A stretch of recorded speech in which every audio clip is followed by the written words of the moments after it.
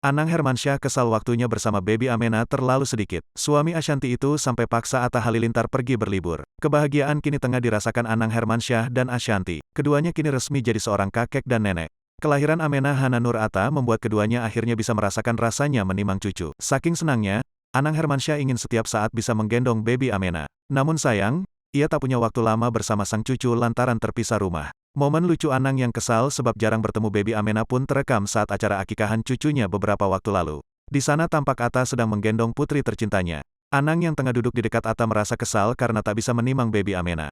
Kalau udah disingkep bapaknya udah susah, kata Anang dengan nada kesal. Dilansir Tribun Style dari YouTube The Hermansyah A6 pada Sabtu, tanggal 5 Maret tahun 2022.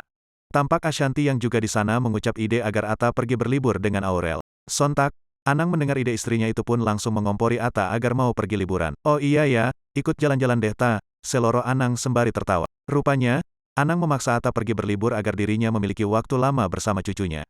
Udah jalan-jalan aja biar, Amena, sama kekeknya. Kalau ini Amena bisa ke rumah, nggak pergi aku. Semua urusan perjanjian batal dulu, ujar Anang dengan penuh antusias.